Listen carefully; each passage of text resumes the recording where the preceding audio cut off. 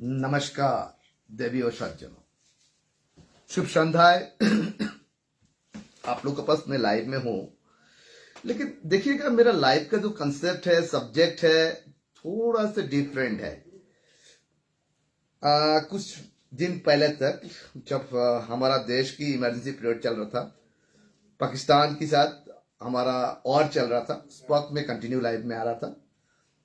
क्यों हम आज जो लाइव का सब्जेक्ट है ये ऑर्डिनरी पीपल के लिए नहीं है, आम पीपल्स के लिए भी है, एडप्टमेंट है, लेकिन क्या है ना, समझ जाना चाहिए मैंने क्या लिखा इसमें। घर से आप लोग एक बार पढ़ लीजिएगा। मेरा दर्शक लोग को मैं इतना ही बोलना चाहूंगा, मेरे सिर्फ पॉइंट मेंशन कर दूंगा आज। क्यों ऐसा हो रहा है दार्जिलिंग के साथ, और दार्जिलिंग के जनता के साथ क्यों ऐसा हो रहा है, उन लोग को जो दिल की चाहना उनके साथ खेलवाड़ ज्यादा हो रहा है। देखिए, प्रधानमंत्री नरेंद्र मोदी जी आज गैंगटॉक में आने की जो कहना था व शेड्यूल था, वो शेड्यूल को क्या हुआ, प्राकृतिक आपदा व मौसम की वजह से उन्हें गैंगटॉक रीच नहीं कर पाया।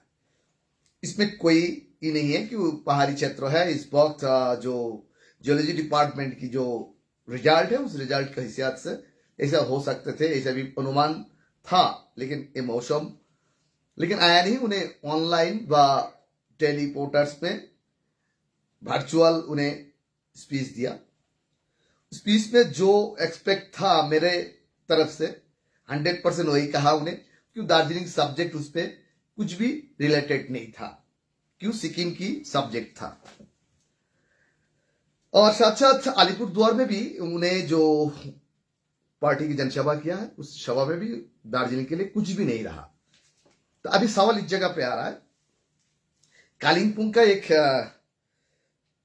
एक्स एमएलए हरका बहादुर छेत्री जी, उन्हें प्रधानमंत्री जी को मेमोरेंडम देंगे बोल के पहले से ऐलान किया था। उनको भी मालूम था जो उन्हें सिक्किम जा नहीं पाएंगे, लेकिन उन्हें नोटंकी बहुत ज्यादा किया।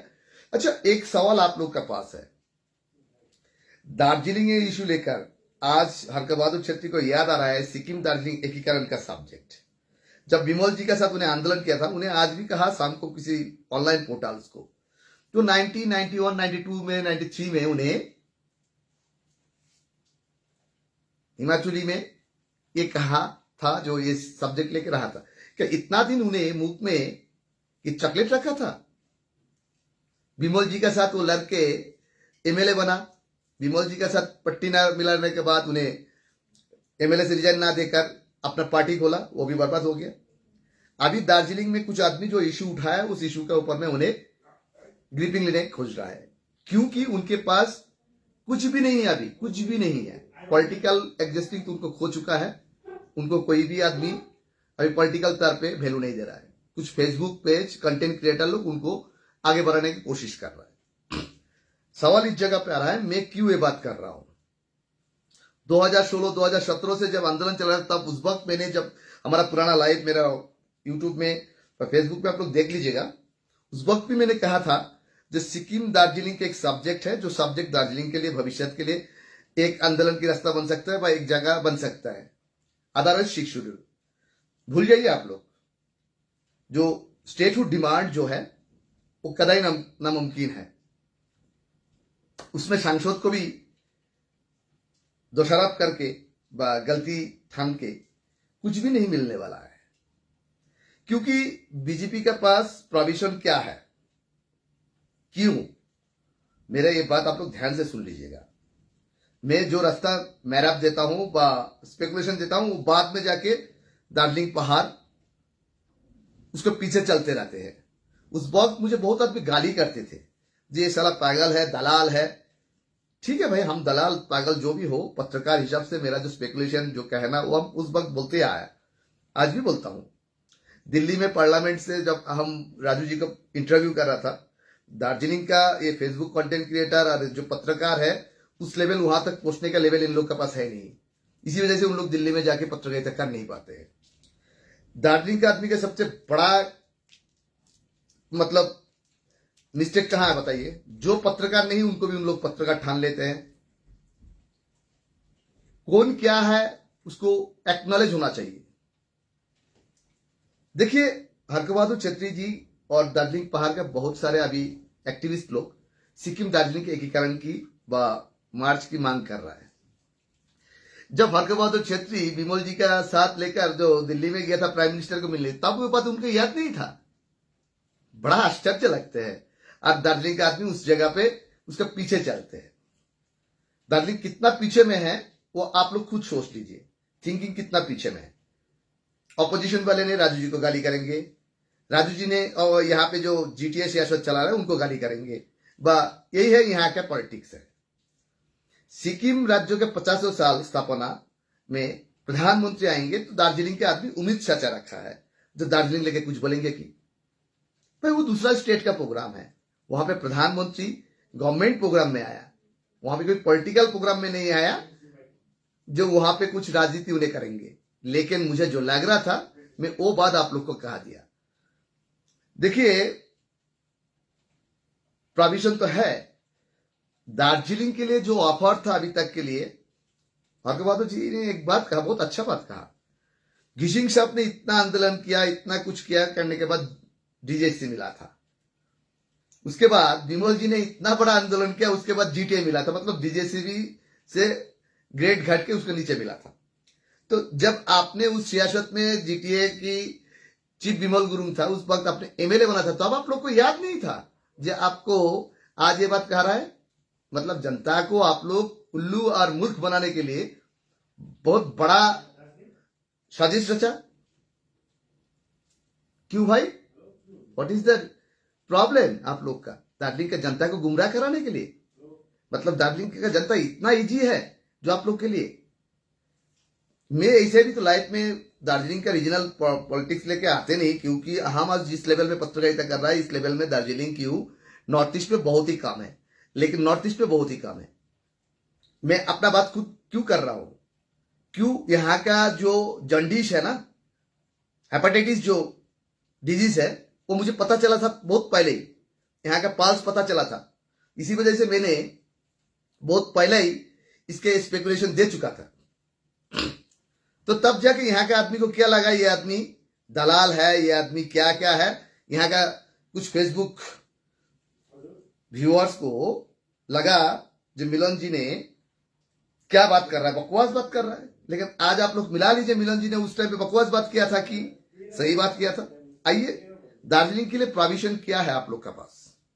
सिक्किम मर्जर का छोड़ के मैंने बात उस टाइम पे किया था पार्लियामेंट का सामने से, जब हम लाइव किया था तब कालिम्पोंग से कंटेंट क्रिएटर मेरा वीडियो चोर के वहां पे डिफरेंट बात किया था उन्हें।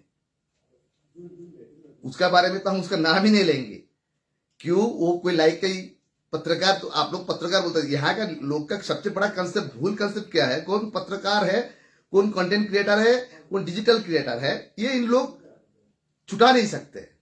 यहाँ का नेता लोग पत्रकार के ऊपर में क्या हुआ नहीं हुआ, मैं बहुत गहरी पॉइंट कर रहा हूं यहाँ पे। ये पॉइंट से आप लोग सहमत होंगे नहीं होंगे वो आप लोग का इश्यू है, लेकिन बाद में जाके ना बोलेंगे ना वो साला बंगाली छेत्री ने बोला था ना, वो सही कहा था। आप लोग का पास मैं मिलन छेत्री बंगाली हूं, बट आप लोग का पास देहरादून से जो लेफ्टिनेंट जनरल हुआ शक्ति गुरुंग, वो गोरखे है। क्यों? वो नेपाली भी अच्छा नहीं बोल सकता। हम जितना अच्छा नेपाली बोलते वो उतना उससे 50% भी नहीं बोल सकते। क्यों भाई? मैं बेवकूफ हूं? आपको लगता है, आप लोग को लगता है मैं बेवकूफ हूं, मैं गधा हूं? लेकिन ध्यान से पॉइंट पे आइएगा, मिलन छेत्री क्या क्या पॉइंट आप लोग को मेंशन कर रहा है। ये पॉइंट आप लोग को याद रखना है तो आगे का दिन में काम आ जाएगा। क्यों किसी ने आप लोग को मिसलीड करेंगे तो उस मिसलीड में आप लोग फायर नहीं फेंकना।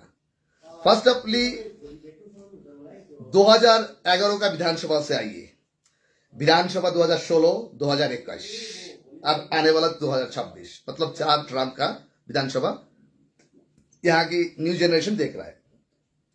बात इस जगह पे आ रहा है, विधानसभा चुनाव कभी स्टेटहुड डिमांड को फुलफिल नहीं कर सकता है। यहाँ का रीजनल प्रॉब्लम, यहाँ का विधानसभा क्षेत्रों का जो समस्या है वो उसको वो विधायक विधानसभा में रख सकता है।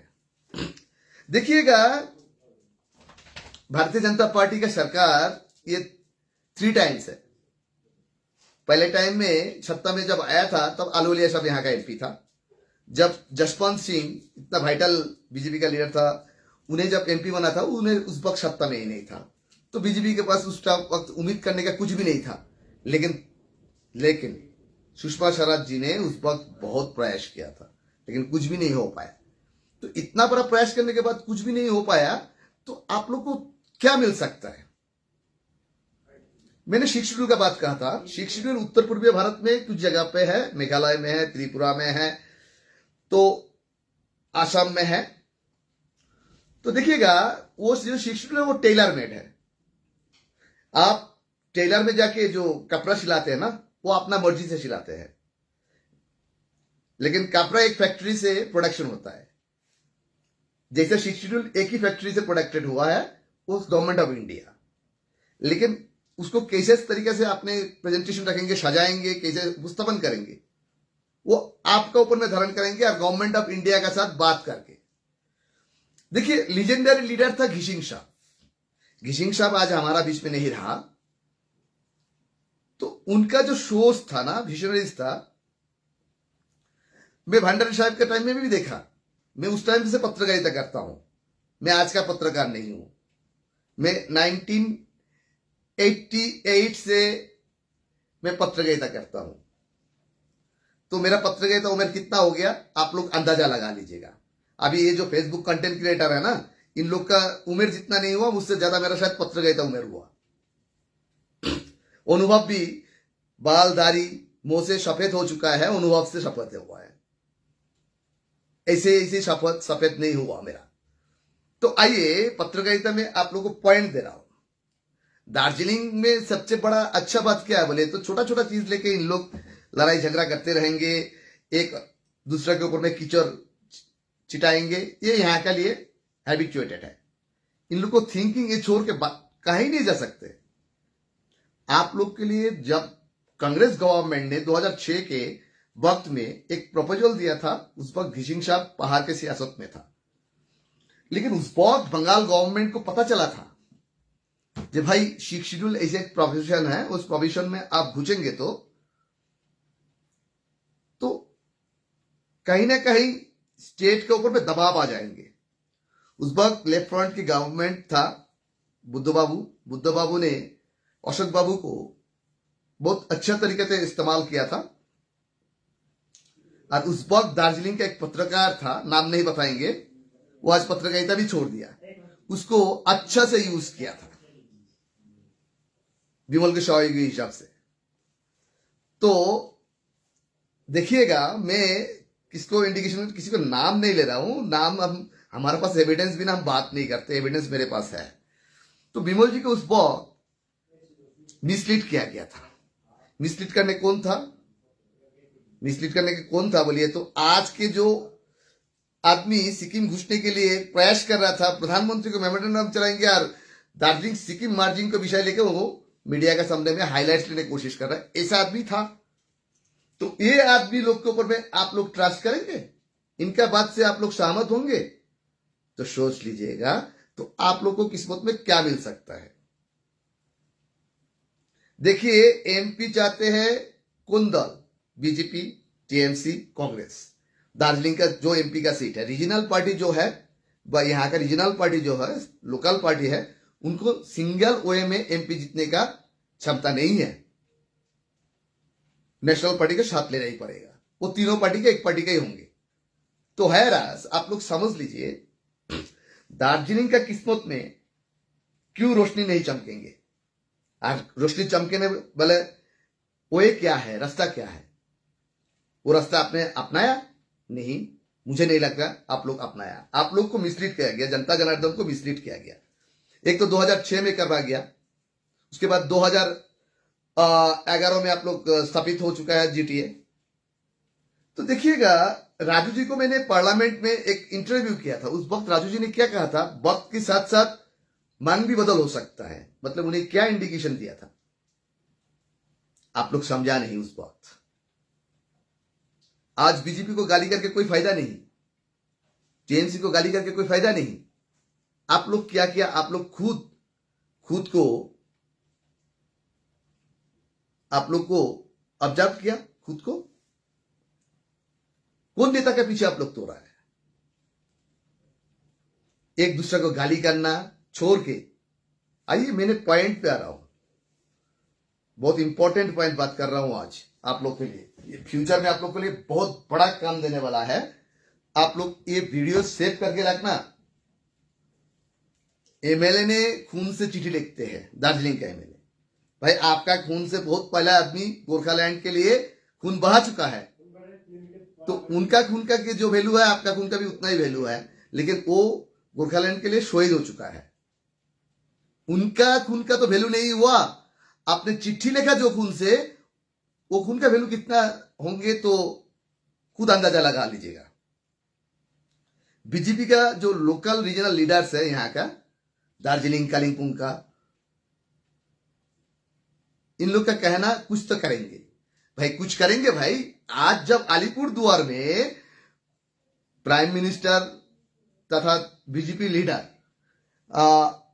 मोदी जी ने बहुत सारे बात कहा, बंगाल गवर्नमेंट के ऊपर में एलिगेशन लगाया, उनका तरफ से उन्हें कहा दिया। उधर से ममता जी ने भी नवान्न से प्रेस मीट करके उनका अपना एलिगेशन की काउंटर पार्ट दिया। हम उस जगह पे नहीं जाएंगे। हम जाएंगे किस जगह पे? जहां पे गोरखा का उम्मीद और इच्छाएं जिसमें इन्वॉल्व है उस पे जाएंगे। गोरखा के सपने मेरा भी सपना है बोल के एक शब्द में आप लोग को 2 बार लिपटा दिया, 3 बार लिपटा दिया, 4 बार लिपटाने वाला है। क्यों? अगला साल विधानसभा है। भारतीय जनता पार्टी का उत्तर बंगाल की टी बेल्ट का एक लीडर, हाल ही वो पहले का मंत्री भी था, बीजेपी से टीएमसी में शामिल हो गया। उस जगह पे उन लोग अलीपुरद्वार छाना है भारतीय जनता पार्टी ने, क्योंकि अलीपुरद्वार में उस लीडर का अच्छा पकड़ है और आदिवासी बेल्ट में उनका अच्छा भी डेप्थ है। इसी वजह से अलीपुरद्वार में यह मीटिंग रखा गया। क्यों ना कुछ भी रखा गया, क्यों ना सिलीगुड़ी रखा गया, क्यों ना मालदा रखा गया, क्यों ना रायगंज रखा गया, क्यों ना दक्षिण दिनाजपुर रखा गया। तो सोचिए, ये चीज आप लोग को बहुत गहर से सोचना है।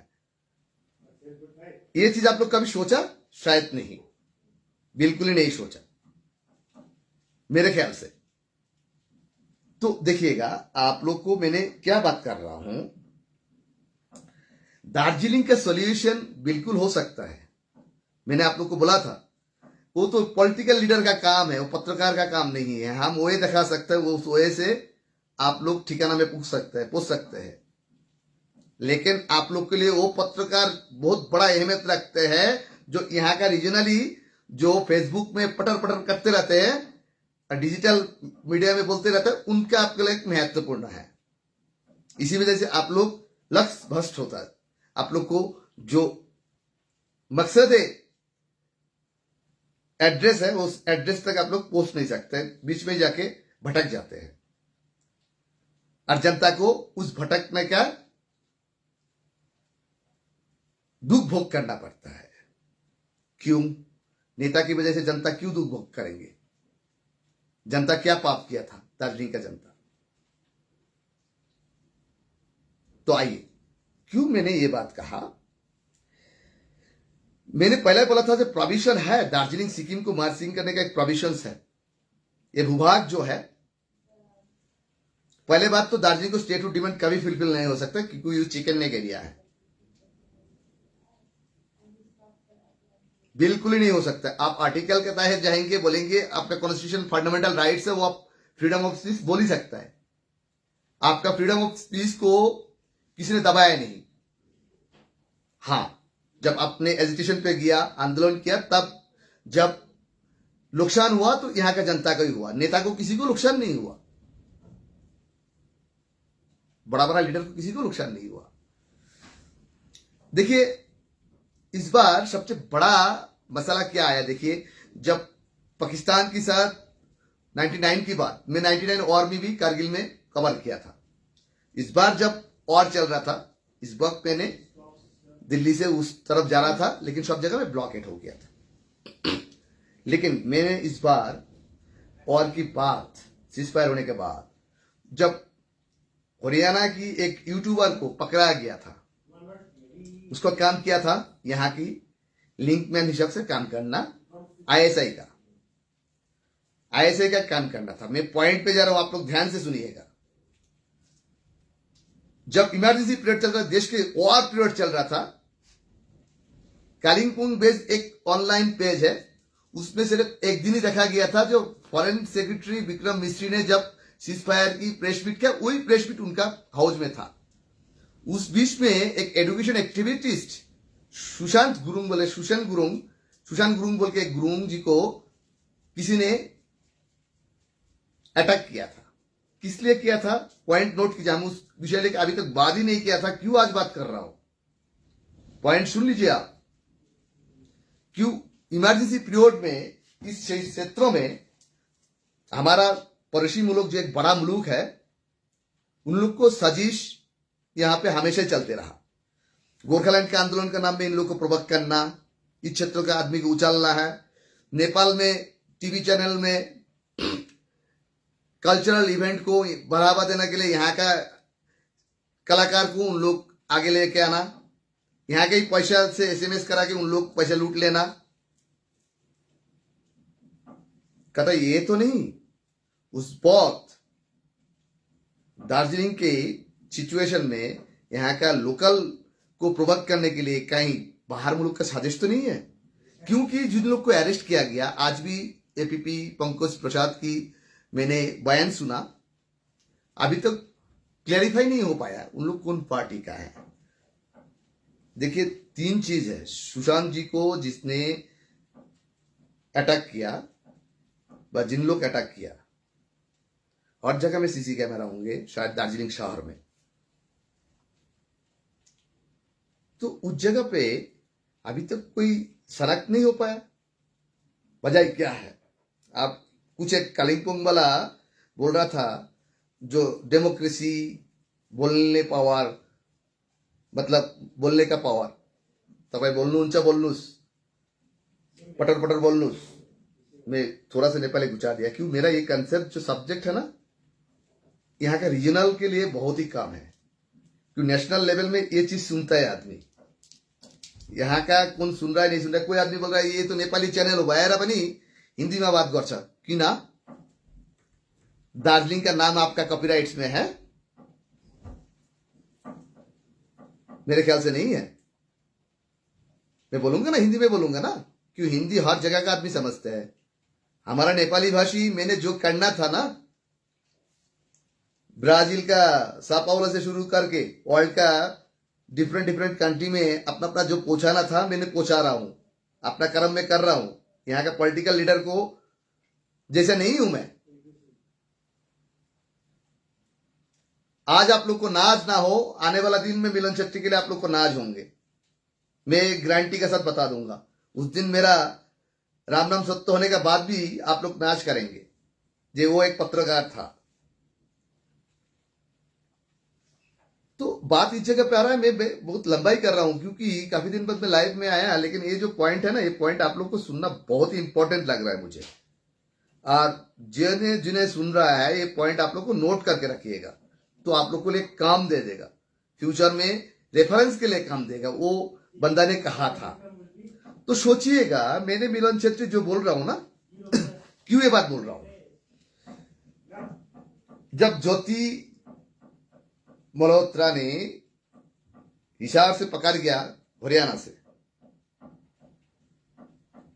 वो ऐसे का एजेंट था।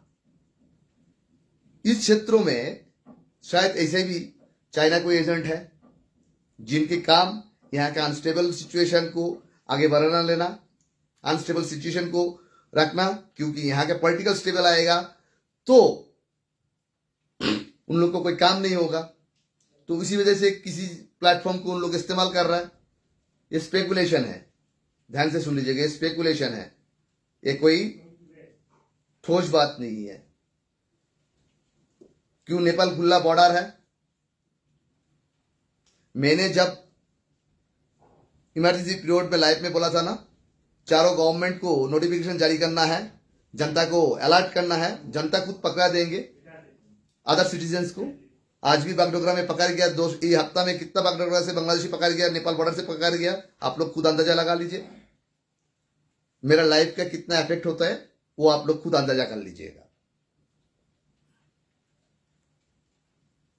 तो मैंने क्यों ये बात कर रहा था, यहां का जो रीजनल पॉलिटिकल लीडर्स है 4 है, रीजनल पॉलिटिकल पार्टी स्ट्रांग जो है 4 है, 4 का पास एक का पास भी एबिलिटी नहीं है सिंगल जाके दिल्ली से कुछ लेके आ जाए। वो अजय जी भी हो, वो विमल जी भी हो, वो अनित जी भी हो और मोहन सिंह जी भी हो। ये चारों पार्टी का किसी ना किसी को पूछा पकड़ना ही है। तो नेशनल पार्टी को अजय जी के बारे में क्या कहना चल रहा था कुछ दिन पहले तक, तो टीएमसी के साथ तो उन्हें मिल चुका है, वो बैकअप सपोर्ट दे रहा है। लेकिन विकास रंजन भट्टाचार्य जो सीपीआईएम का राज्यसभा का सांसद रह चुके हैं, उनका कानूनी सहारा लेना, कानून वो तो एक लॉयर है, उनके पास तो आप ले ही सकते हैं, लेकिन एक लॉयर होके कभी उन्हें कोई जुलूस में दार्जिलिंग लोकल में रैली में शामिल होना और लॉयर होना में बहुत अलग कुछ इंडिकेशन करते हैं। यही सीपीएम पार्टी है जो सीपीएम पार्टी इस बार जो वार चल रहा था वार की विरोध कर रहा था, उस पार्टी का लीडर है विकास रंजन भट्टाचार्य सर, और उस पार्टी का एक लीडर आज अजय जी को पार्टी को साथ देने आ रहा है, भाई यहाँ का एजुकेशन एक्टिविस्ट को जो है साथ देने आ रहा है। मतलब इसमें बहुत कुछ आप अंदाजा लगा सकता है मैंने क्या कहा नहीं कहा। सोचिए आप पॉइंट 2 में आइए। विमल जी का पास अभी जो एग्जिस्टिंग है पॉलिटिकल एग्जिस्टिंग, वो खुद उसके पास तीनों दार्जिलिंग पहाड़ का जो कॉन्स्टिट्यूंसी है मिला के 50,000 वोट लेने का भी उसके पास कैपेसिटी नहीं है। उसके बाद आइए मोहन जी का पार्टी का, ये जीएन लेफ्ट पार्टी का, उस पार्टी का एग्जिस्टिंग क्या है सबको मालूम ही है, हम कुछ भी नहीं बोलेंगे। रहा गया अनित जी का पार्टी। अनित जी का पार्टी अभी जीटीए का सियासत में है। लोकल पंचायत जो है, पंचायत वोट तो वोट ही हुआ था, यहाँ पे तो चोरी चकारी नहीं हुआ था, दार्जिलिंग में बैलेट लूट नहीं होते, जनता वोट दिया था इन लोग को, वोट दिया ही जिताया था। अजय जी को भी जनता वोट दिया के जिताया था। अभी सवाल इस जगह पे है, किसी पार्टी, अजय जी का पार्टी किसी चुनाव में जीत गया, उस पार्टी को कोई सदस्य को, चुनाव जीता हुआ कोई सदस्य को, मेंबर्स को किसी ने एक ऑफर कर दिया, जब भाई आप हमारा पास आ जाओ तुमको इतना देंगे। जो ऑफर देने वाला गद्दार है कि ऑफर लेने वाला गद्दार है? गलती ऑफर देने वाला का कि लेने वाला का? कि हॉर्स ट्रेडिंग पॉलिटिकल साइड में हमेशा हिंदुस्तान देखते आया है। आज इस स्टेट पे ना हो तो दूसरा स्टेट पे भी ऐसा है हॉर्स ट्रेडिंग। तो लेने वाला को गलती ज्यादा कि देने वाला का गलती ज्यादा? भाई भाई हमारा पार्टी खोल रखा है, आप पार्टी खोल के रखा है, आपको पार्टी को आगे बढ़ाना है, तो आप तो कुछ ना कुछ, हम तो कुछ ना कुछ ऑफर करेंगे दूसरा के लिए। वो जो दूसरा वाला चुनाव जीत के आया जनता का वोट से, वो जाके बिक जाए, ऑफर देने वाला का गलती कदा नहीं लगते। क्यों? क्यों भाई? आप दूसरा को गाली करते हैं, दूसरा पार्टी को, जो अनित जी का पार्टी हो, विमल जी का पार्टी हो, राजू जी का पार्टी हो, बीजेपी हो व टीएमसी हो व अजय जी का पार्टी हो, व्हाटएवर, कदाई आपका हक नहीं है गाली करने का, बिल्कुल गाली करने का हक नहीं। क्यों? जो जा रहा है उसको पकड़ो ना। आप जिस क्षेत्रों से उनको जीता है उस क्षेत्र का जनता उस पर घेराव करो। जहां हम आपको वोट दिया था, हमारा वोट आपने बर्बादी कर रहा है, अब यहां का साथ बेईमानी कर रहा है, उस क्षेत्र का जनता कुछ भी नहीं बोल रहा है। मतलब जो जा रहा है उसका गलती नहीं है। किसी ने बोल रहा है 2017 में दार्जिलिंग पहाड़ को बेच दिया था, आंदोलन बेच दिया था। इन लोग के अंदर में ऐसा भ्रम फल गया, पहाड़ का जनता ने, अनित जी बेच दिया, विनय जी ने बेच दिया, विमल जी को उस टाइम भागांतर होना पड़ा। भाई ठीक है भाई, इन लोग बिक गया था, गलती इन लोग का था। तो भाई आप तो अपना लक्ष्य पूर्ण करने के लिए अब दिल्ली जाके पहुंचा था, भाग के बैठा था, फिर तो वही तो दीदी को सहारा लेके आप फिर उनके पल्लू में पर के आया दार्जिलिंग में लट में, तो तब जनता देखा नहीं, तब जनता का अकल नहीं अंधा में था, आपको आंखें अंधा में हो गया था, जो दिमाग घूम गया था, दिमाग में दूसरा बत्ती जलाया था आप लोग ने। ये सवाल तो कहीं किसी ने नहीं उठाया।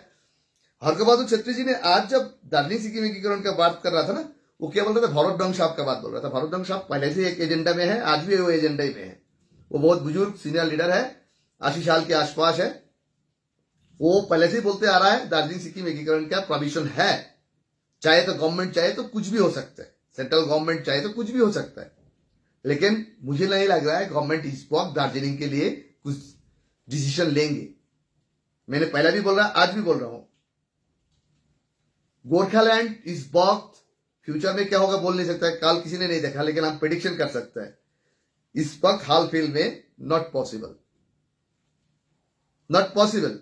और राजू जी को बारे में आप लोग गलती से भी बोलेंगे ना, राजू जी कुछ भी नहीं कर रहा है। राजू जी को पास इतना एबिलिटी है, वो दूसरा स्टेट से भी एमपी बन के जा सकता है पार्लियामेंट में, उनके पास इतना काबिलियत है। वो युवा सांसद है, राजू जी के पास इतना एबिलिटी है। राजू जी के ऊपर में आरोप लगाना कितना सही गलत है वो आप लोग के ऊपर मैं छोड़ दूंगा। और जो आदमी अभी भी एक्सपेक्ट कर रहा है भारतीय जनता पार्टी अभी भी दार्जिलिंग के लिए कुछ करेंगे, तो भाई वो कहां पे बैठा हुआ है, वो खुद का उनका सोचाई है, हम कुछ नहीं बता सकते है। क्यों? कोई भी आदमी एक बार गड्ढा में पड़ सकता है, 2 बार गड्ढा में पड़ सकता है, 3 बार गड्ढा में पड़ सकता है, 4था बार गड्ढा में पड़ सकता है। 5वां टाइम में वो गड्ढा में खुद पड़ने चाहते हैं तो उसको जिम्मेवारी कोई नहीं ले सकता है, उसका खुद का जिम्मेवारी होता है। तो ये है दार्जिलिंग की हाल फिल में सिचुएशन में है। तो देखिएगा, मुझे लग रहा है दार्जिलिंग, सिक्किम, बिहार का कुछ बड़ा क्षेत्रों में गवर्नमेंट ऑफ इंडिया का सर्चिंग कैमरा यहां पे बहुत जोर कदम से चल रहा है। ऐसे कुछ न्यूज हम लोग को सुनने में आएंगे शायद भविष्य में, जो ज्योति की जैसे। सोचिएगा मत आप लोग देश के अंदर में रह के देश को अशांति करने की कोशिश करेंगे, देश को बर्बाद करने की कोशिश करेंगे गवर्नमेंट ऑफ इंडिया, बट देश नहीं छोड़ेंगे, ये ध्यान से रखना है। और यहां का लीडर लोग को मेरा बात पसंद नहीं होंगे। क्यों? हम जो बोलते हैं ना एकदम घोच के बोलते हैं, ये बात पसंद ना भी आ सकता है, लेकिन कोई भी फर्क नहीं पड़ता है मुझे। क्यों? मेरे को ये बात जहां पहुंचाना हम वहां तक पहुंचाते हैं। हमारा पास देश से बड़ा कुछ भी नहीं। ऑब्वियसली घिशिंग साहब के एक सवाल मुझे याद आते हैं, जब भाषा आंदोलन की बात हो रहा था, भंडारी साहब भी था उस टाइम पे, 92 का बात कर रहा हूं मैं। तो घिशिंग साहब मुझे एक बार बोला था, भाई तपाई पत्रकार हो, तपाई क्षेत्री बोल्नुहुन्छ, तर पनि तपाईले हाम्रो दार्जिलिङ किन नआएको, दार्जिलिङमा बसेर पत्रकारिता किन नगरेको। आज म जुन पत्रकारिता स्थलमा जुन क्षेत्रमा पत्रकारिता गर्दैछु, दार्जिलिङमा बसे पनि यो कदाइ सम्भव थिएन, सक्थेन म, मतलब मुमकिनै थिएन। किन? सवाल तो यो ठाउँमा आउँछ नि त। दार्जिलिंग में जब मैंने विमल जी का आंखें में आंखें जुदा के बात करते थे, हम कितना तकलीफ सामना करना पड़ा, उनका पार्टी का कितना टर्चर लेना पड़ा। हम तो कभी ऐसा, अभी हाल फिल में फेसबुक पे वो ऐसा बोल रहा है, वो ऐसा बोल रहा है, उसके ऊपर में टर्चर कर रहा है, हम तो कभी बोलता नहीं था। किसी का पास सिंपैथी गेन करने के लिए पत्रकारिता नहीं है भाई, पत्रकारिता बहुत स्ट्रांग चीज होता है। पत्रकार की एक कलम की थ्रो से ना नेता हिल जाते हैं। वो पत्रकार मैं मिलन छेत्री हूं जो विमल जी को हिलाया था, मैंने हिल दिया था मैंने उनके सत्ता से। हमारा ऊपर में कितना टर्चर आया उस टाइम पे, मेरा ऑफिस कितना लूटपाट हुआ, वैसे होने देते इन लोग तो रास्ते में बाटों में बैठ जाता था यार, भिखारी बन जाता था। कितना लूटतराज हुआ मेरा ऑफिस में, हम तो कभी कंप्लेन दर्ज नहीं किया। क्यों? हम किसी का सिंपैथी नहीं चाहिए। मैं पत्रकार, मुझे मालूम है पत्रकारिता पेशा में ऑब्वियसली एक को पसंद आएगा, दूसरा का पसंद ना भी आ सकता है, मेरा आइडियोलॉजी। उसमें कोई हतराज नहीं है, एतराज नहीं मेरा, कोई एतराज नहीं। हाँ, मैं जो बोल रहा हूं तो प्रोविजन दार्जिलिंग के लास्ट प्रोविजन क्या है, सिक्किम भी इस बहुत नाराज, गवर्नमेंट ऑफ इंडिया को उनका जो ओपिनियन बता दिया ना, बिल्कुल बता दिया, दार्जिलिंग को उन्हें अडॉप्ट नहीं करेंगे, अटैच नहीं करेंगे। वो हरक बहादुर छेत्री अभी जो चिच्चा रहा है ना, और वो उनको साथ देने वाला जो अभी हाल फिल में कुछ यंग लड़का लोग बात कर रहा है, कुछ भी होने वाला नहीं। आप लोग के लिए प्रोविजन वही रहेंगे, ज्यादातर ज्यादा 6 शेड्यूल के मॉडल में कुछ मिलना, लेकिन वो भी 26 के चुनाव से पहले मुझे मुश्किल लग रहा है। मैंने बोला था कोई एक लाइव में, आप लोग को लाइव घाट के देखिएगा, सांसद राजू जी नहीं सकेंगे तो मैं मिलन छेत्री पत्रकार होके दार्जिलिंग के लिए कुछ करूंगा। लेकिन हम तब कर सकता है जब किसी के ऊपर में आदमी ट्रस्ट लेके आ सकता है, विश्वास कर सकता है। क्यों यहां का आदमी के लोग को विश्वास उसका ऊपर में है जो झूठा और जो मिसलीड कर सकता है, उस पत्रकार के ऊपर में इन लोग को बहुत बड़ा ट्रस्ट है। तो भाई आप लोग को जिम्मेवारी, आप लोग वैसे मक्कार के साथ जाएंगे तो भाई उसे ट्रस्ट तो आप लोग को उनको भुगतना ही पड़ेगा। Why I waste my time, इसीलिए मैंने दार्जिलिंग में नहीं हूं। मैं अभी रिसेंट मैंने जो कंट्री घूम के आया, कुछ कंट्री घूम के आया, फिर जा रहा हूं अगला महीना में G7 में कनाडा में हो रहा है, SB62 जर्मनी में हो रहा है, ब्रिक्स समिट जुलाई में हो रहा है, उसके बाद financial ministry meeting G20 south Africa में हो रहा है। मैं वो जगह पे जा रहा हूं, मेरा पत्रकारिता उच्च लेवल पे पहुंच गया। तो भाई पंगा किसी के साथ लेना नहीं, पंगा उसके साथ लो जो तुम्हारा से 50 गुना ताकतवर है, कि उसके साथ तुम हारोगे भी ना, कुछ सीखोगे, और जीतोगे तो तुम सिकंदर बन जाओगे। मैं तो वो हिम्मत दिखाया मैंने, बिमल जी का ऑफिस में जाके, वो सियासत में है, उनका आंखा जुदा के उनके साथ थ्रेटनिंग में बात किया मैंने। उन्हें जब मुझे थ्रेट दिया था, मैंने उनको उल्टा थ्रेट दिया पत्रकारिता भाषा से। तो हम तो वो पत्रकारिता करते हैं, हम किसको, हमको 2 थप्पड़ मारा, किसी ने क्या बोला, हम उससे सस्ता इमोशन कलेक्ट करने वाला पत्रकार नहीं हूं। इसीलिए पत्रकारिता 35 साल गुजार चुका हूं। मुझे नहीं चाहिए है आप लोग इमोशन से आप लोग के साथ खेलवाड़ करना, झूठ बोल के आपको मिसलीड करना, बिल्कुल नहीं। हम जो बोलेंगे वही रहेंगे। उस दिन भी जो बोला था आज भी वही बोल रहा हूं, आज भी बोल रहा हूं, जाते जाते वक्त आप लोग ध्यान से सुन लीजिएगा। आप लोग के पास प्रोविजन है दार्जिलिंग के लिए, मेरा दिल रोता है दार्जिलिंग के लिए, क्यों, हम भी नेपाली भाषी हिंदुस्तानी हैं। मुझे दिल से गर्व महसूस होता है जब कोई नेपाली भाषी हिंदुस्तानी को देखता हूं उस लेवल पे पहुंचने के लिए। लेकिन यहां का जो जनता जनार्दन को है ना मिसलीड करने वाला, यहां का कुछ लोकल रिप्रेजेंटेटिव है और कुछ एजेंट है, जो एजेंट मेरे अगेंस्ट में काम करते हैं। मैं बदल नहीं करता हूं कि उस एजेंट का औकात मुझे मालूम है, उनका औकात क्या है और मेरा औकात क्या है, मेरा एबिलिटी क्या है, कैपेबिलिटी क्या है, मुझे अच्छे से मालूम है। इसीलिए मैं उस कतार में पहुंचा हूं। तो चलिएगा, मैं जाते जाते 2 चीज बता रहा हूं। क्यों बता रहा था, हरका जी ने अभी चिचा रहा है, वो तमाशा कर रहा है, टीआरपी लेने की कोशिश कर रहा है लोकल रीजन में। वो जो गोरखा मतलब सिक्किम दार्जिलिंग एक्टिविस्ट के ऊपर में जिन लोग काम कर रहे हैं, उनका टोटल कैंपेनिंग व प्रचार की अपना क्रेडिबिलिटी अपना तरफ खींचने के लिए उन्हें जो कोशिश कर रहा है वो नाकाम रहेंगे। दार्जिलिंग के लिए फ्यूचर में भी, भविष्य में भी जो पॉसिबिलिटी है तो देख लीजिएगा, वो 6 शेड्यूल के अंदर में ही है।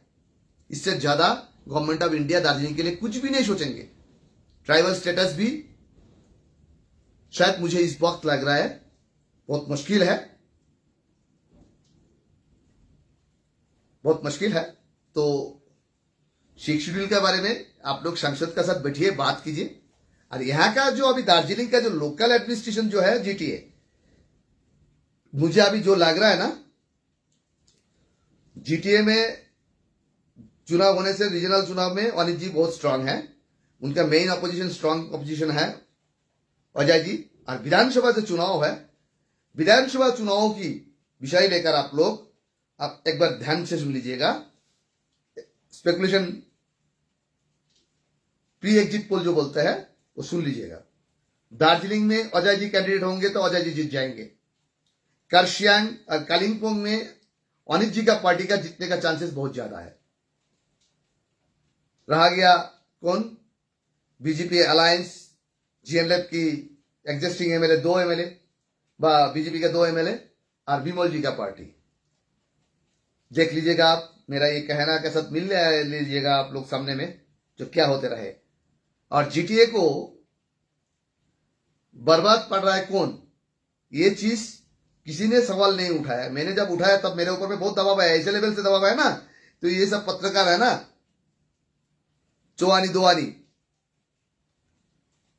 रास्ता नहीं मिलते थे, कहां छुपू कहां भागू, ऐसा भी दबाव आते हैं मेरे ऊपर में। क्या बता रहा था, जीटीए को बर्बादी पड़ रहा था फाइनेंशियल ब्लॉक करके, दोनों ही गवर्नमेंट स्टेट एंड सेंट्रल। क्यों, जो जीटीए चलाने के लिए आपको 800 करोड़ के आसपास सैलरी प्रोवाइड करना पड़ता है गवर्नमेंट ऑफ वेस्ट बंगाल को, वो जीटीए संचालन करने के लिए आपको 180 करोड़ देता है सालाना। भाई मजाक समझा क्या आपने, ये बहुत बड़ा मजाक लग रहा है आप लोग को, इसीलिए दार्जिलिंग को यह हाल है। चलिए मैं आऊंगा लाइव में, क्योंकि आप आजकल लाइव में मैं बहुत कम ही आता हूं, क्योंकि दार्जिलिंग लेके बोलने का कोई सब्जेक्ट ही नहीं लगता है मुझे, कोई सब्जेक्ट है ही नहीं, किस विषय लेके बोले जरूरी नहीं।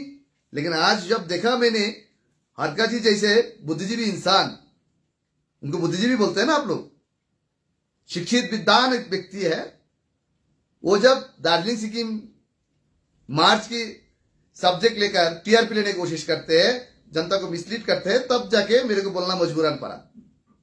क्यों, उनको उस वक्त याद नहीं था, प्राइम मिनिस्टर का पास जाके मुलाकात किया, विमल जी का साथ जाके पीछे पीछे अध्यक्ष जी बोलते थे इन लोग, तब याद नहीं था। आज याद आया उनका, जब उन्हें जाप पार्टी खोला था तब भी उनको याद नहीं था। क्यों, तब उन्हें वेस्ट बंगाल का सियासतधारी पार्टी जो है ऑल इंडियन तृणमूल कांग्रेस के साथ अलायंस में था। आज वो सब छोड़ दिया तो उनका याद आ रहा है। अरे भाई, जनता दार्जिलिंग का जागो, सोचो, ऐसा लीडर है आप लोग का पास, क्या बोलना है भाई। जय हिंद, जय भारत, वंदे मातरम।